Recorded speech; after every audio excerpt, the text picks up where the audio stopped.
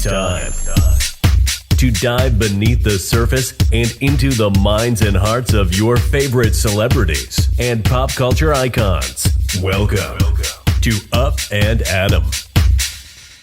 Hey guys, what's up? You're watching Up and Adam. My name's Adam Knoll. And for those of you who don't know me, I'm the guy bringing you guys all the weekly interviews and recaps from your favorite celebrities and pop culture influencers. But for those of you who do know me, you know that that's not why we're always here, right? Guys, if you haven't already, go ahead, hit that like button, subscribe to my channel, hit that notification bell. That way you don't miss anything we have coming up. And yeah, let's jump right in.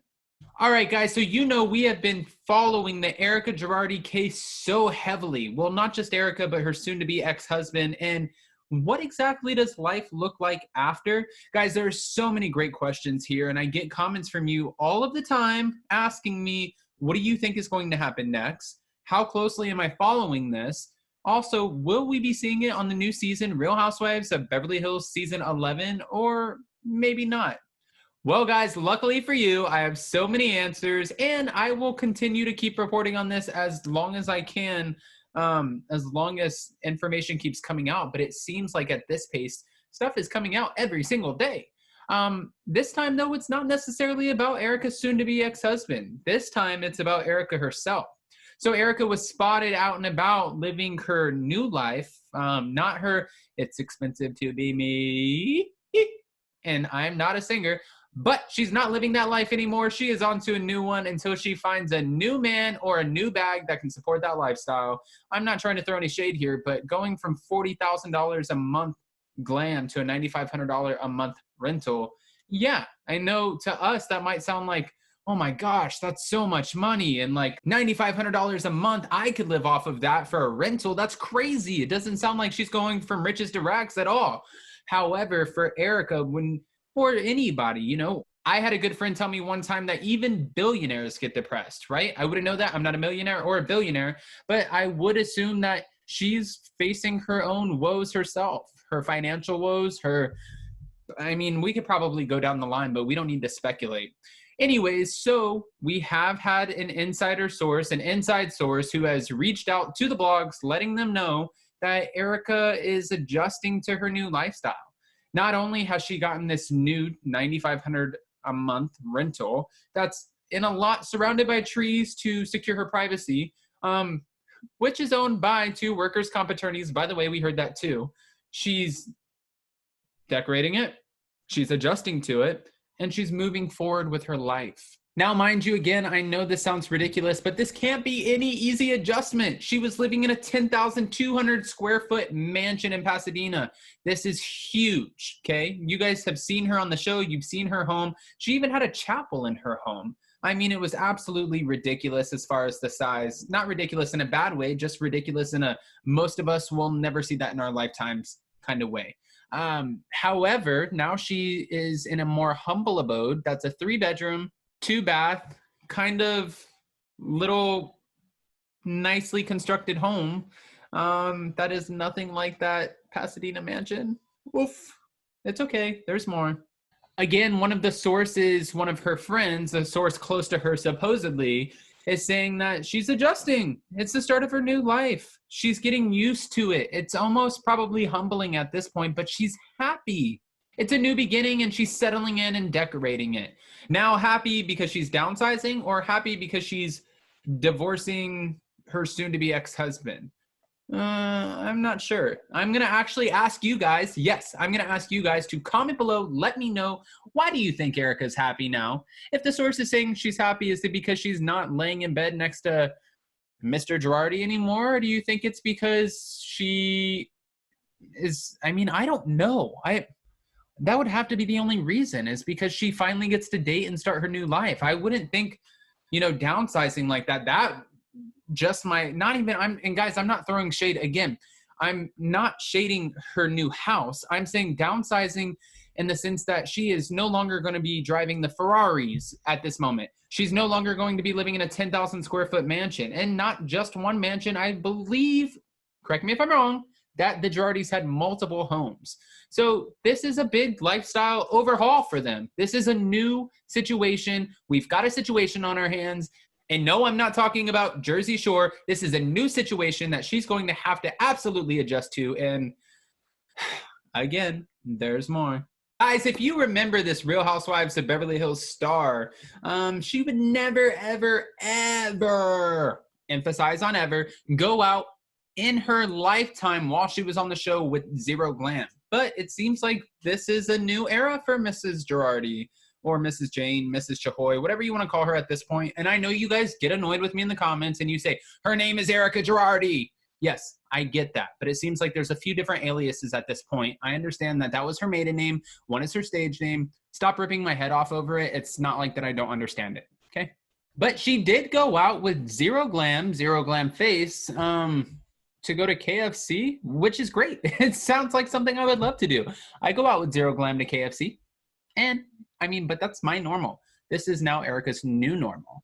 Erika was kind of toting a bag. I was going to say toting a tote, but it was a bag that had her initials on it, EJ. That had her initials on it, EJ, and also sporting a black Adidas tracksuit. It seemed like she was kind of, I mean, I don't want to say this like and sound ridiculous, but it seemed like she was kind of living like the rest of us, except for the fact that most of us don't still live in a $9,500 a month rental. Just saying. Right after that, she ended up meeting up with a male. That's at least what they're reporting, but don't get excited. It's not like this is a love interest. I know a lot of people are like, oh, well, she might be with Gleb from Dancing with the Stars, or she might be with Scooter Braun, Justin Bieber's manager. But no, this was neither. This was what they're saying that they think, or who they're saying they think it is Mikey, her former glam guy. It was the guy who helped her get styled, the guy who helped her in her music video shoots. That was her guy, her best friend. And yeah, if it was in fact him, this is just a simple friend outing. And mind you, listen, we understand that she might not be going out with full glam face, but she's not going to go out to meet a new guy, a new love interest, being all barefaced either. This is still Erika, the Erika Jayne that we know, the Erika Girardi. She's in there somewhere, and she might go to KFC without a full face of glam, but she is definitely not going out on a date without a full face of glam. I'm just saying. Honestly, most people don't go on dates without a full face of glam anyways. That's usually like after the 4th or 5th date, and at that point, you know them. You're like belching around them. You're leaving your dishes in their sink. You're doing all kinds of ridiculous stuff because now at that point, you're at phase 2 of your relationship where you're really just trying to see if the person can put up with you and see if they're marriage material. Trust me, I know. Just ask Jason. Minus the belching part because, ew. Also, just to point out that this outing, I mean, this meetup with Mikey, this full face of not glam came right just a few days after Mr. Girardi's brother filed for legal conservatorship.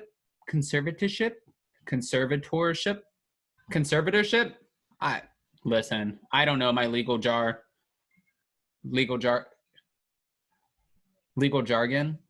I'm not sure. I don't know it. I'm not claiming to know it. Again, you don't have to rip my head off, but I'm just saying that this came a few days after that, and that was absolutely 100% denied. The courts did not give Mr. Girardi's brother legal conservatorship at all. In fact, they said that they're not buying the fact that he is mentally incapable of handling this case, mentally incapable of knowing where these funds went. They're just pretty much saying that he's not mentally incompetent at this point. They're not buying it.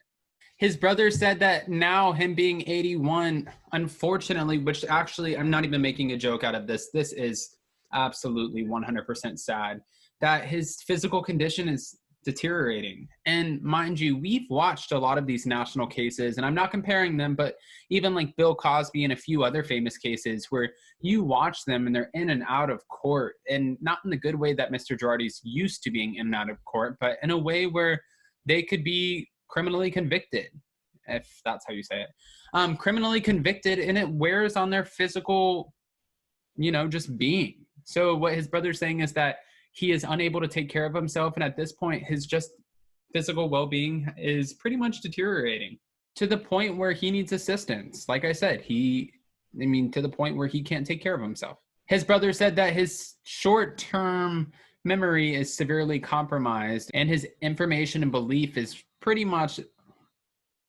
and his information and belief is pretty much not there. His brother went on to say that he kind of doesn't even know the date, time, or place that he is. Now, this is way different than what Jay Edelson said from Edelson PC, because what Jay had to say was that they were having conversations just a month ago in December of 2020, and it seemed like Mr. Girardi was absolutely 100% aware of the conversation that they were having, and said that Mr. Girardi had a way of just saying everything's going to be okay and buying time in order to keep things going and not get in trouble. Now, again, this is all hearsay, and it's alleged, of course, but we're going to have to wait and see what the courts say. If you guys haven't, just go ahead and follow Emily D. Baker. Emily, I'm giving you a shout out, so I would love a collaboration. And Ronald Richards. Ronald Richards is on Twitter. So go ahead and follow Ronald Richards too, because they know all of this legal jargon. Now, just to end this off, what they're saying is that they're not sure if, in fact, Erika would ever sign off on the conservatorship, or if any of this is going to be featured on the Real Housewives of Beverly Hills season 11. Mind you, Lisa Rinna did comment on it at one point and say, yes, it absolutely will be, but we're going to have to wait and see. Are you guys looking forward to seeing this play out? And mind you, too, Erika signs the contract, not her soon-to-be ex-husband. He didn't sign a contract with Bravo or the Real Housewives of Beverly Hills. He's not contractually obligated to film with them, to say anything about his legal issues. I mean, honestly, at this point, that would never happen anyways. But for Erika, Erika is going to have to come clean because to some capacity, this is all public. Obviously, it's public. We know about it. You know about it. I'm telling you about it. Somebody told me about it. I'm not friends with Erika, so it's public. And at that point, it's going to be talked about. Guys, I've asked you so many questions, and there are so many answers to be had. But if you haven't already, go ahead, hit that like button, subscribe to my channel, hit that notification bell because you don't want to miss anything we have coming up. And yeah, we'll see you next time. Bye, guys. Thanks for watching Up and Adam.